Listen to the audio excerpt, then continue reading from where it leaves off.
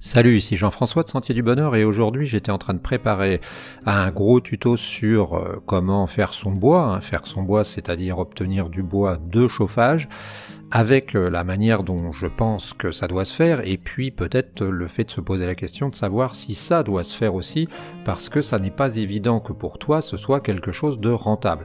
Donc j'étais en train de travailler là-dessus quand j'ai vu que le roi Merlin, pour ne pas le citer, avait fait un tuto, entre autres, il n'y a pas que, sur le fait d'abattre un arbre. Alors le tuto au demeurant n'est pas mal fait, mais j'étais un peu personnellement sceptique parce que pour deux raisons. D'abord parce que j'ai abattu des arbres avec mon père quand j'étais plus jeune et que je me suis rendu compte que c'était à la fois une sorte d'art et que c'était aussi une technique qui demandait d'être sûr de son coup. Parce que je sais pas si tu as entendu un arbre tomber, mais quand ça tombe dans la terre, ça fait un bruit absolument énorme et si ça tombe sur nous, on est mort. Et la deuxième raison, c'est parce que quand je grimpais facilement dans les arbres quand j'étais plus jeune, j'ai été tombé une fois et je m'étais retrouvé en observation à l'hôpital pendant 8 jours et j'étais tombé sur la tête et j'avais à côté de moi un bûcheron qui s'était fait tomber un arbre sur la jambe et qui risquait d'être amputé. Je n'ai pas su la suite de l'histoire, mais c'est pas quelque chose d'anodin. Donc autant si tu veux, je suis d'accord, il n'y a rien contre le roi Merlin ou les gens qui font des tutos, autant je suis d'accord de permettre aux gens de faire des choses qu'ils n'auraient pas faites autrement, autant je pense qu'il y a des choses qu'on peut faire et des choses qu'on peut difficilement faire. Et les individus sont pas tous les mêmes. Tu as des individus qui vont être très prudents, tu as des individus qui vont faire attention, tu as des individus qui vont réfléchir, qui vont prendre leur temps, et tu as des individus qui ne vont pas prendre de précautions et qui vont risquer de se tuer. Un exemple, dans le tuto, ils te disent qu'il faut dégager pour être à l'aise autour de l'arbre. Oui, il faut dégager, mais comme ils le précisent, qu'il faut aussi, si tu te mets à préparer un abattage d'arbres, c'est avoir le champ autour de toi pour pouvoir t'échapper si tu vois que l'arbre vient sur toi. Alors faut pas croire, c'est pas un truc du genre BD de ninja ou je sais pas quoi, manga, où l'arbre il descend sur toi, puis il remonte, il tourne en train de te faire de l'œil. L'arbre, une fois qu'il est tombé, il tombe. Mais ça arrive que certains arbres rebondissent ou forcent contre un autre arbre que t'as pas repéré, ça arrive que l'arbre ne parte pas nécessairement dans le bon sens, et je pense que l'abattage, je mets en garde, je pense que l'abattage des arbres demande une certaine technique, une certaine on va dire conscience, et on peut toujours malheureusement faire une erreur.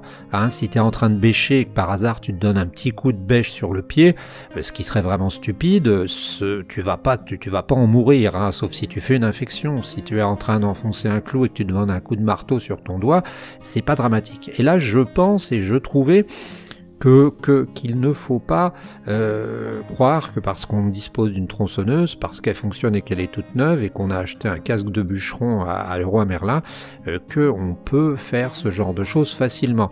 Je mets en garde les gens, ça demande d'être conscient, ça demande d'en avoir vu pas mal faire, ça demande aussi parfois de pas avoir la guine, parce que ça arrive parfois que, comme je te disais, un arbre se mette à tourner.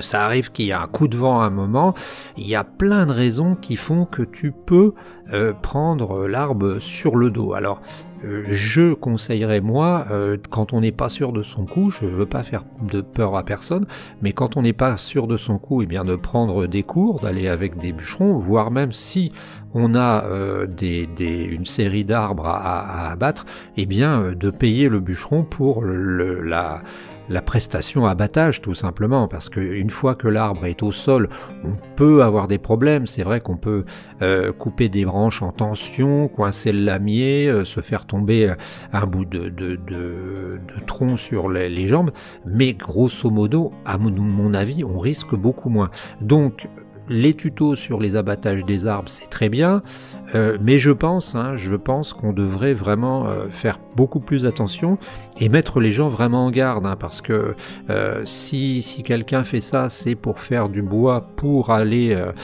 ensuite chauffer chez lui, pour faire des économies. Or si tu fais tomber un arbre sur toi, ça y est, ta vie est foutue. Donc je réserverai ça à des gens.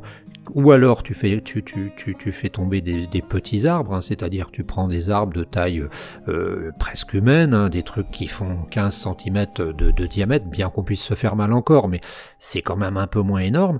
Mais abattre des arbres de 30, 35, 40 cm de diamètre comme ça, je pense que c'est un travail de professionnel. Voilà, j'espère que tu pourras me donner ton avis.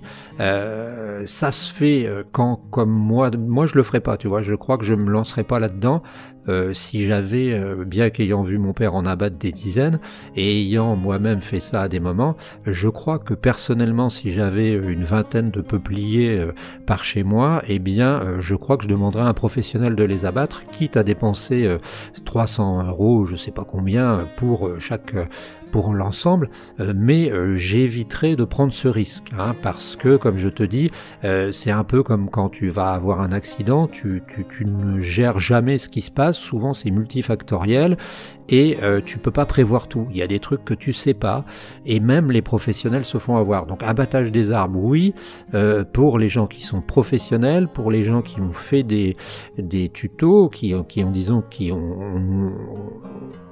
eu des stages, qui ont appris auprès de spécialistes, mais abattage d'un arbre pour quelqu'un qui vient de la ville et puis qui n'a jamais fait ça avant, moi je dis non. Voilà, c'était Jean-François de Sentier du Bonheur. Donne-moi ton avis, hein, ça m'intéresse. On se retrouve très bientôt. La chaîne est faite pour permettre à tout le monde d'essayer d'améliorer sa vie. Et je tenais simplement, un peu comme la dernière vidéo que j'ai faite sur voyager seul, une très mauvaise idée, je tenais à mettre en garde les gens qui seraient tentés d'abattre des arbres tout seuls, sans aucune expérience. On se retrouve très bientôt. Ciao l'ami.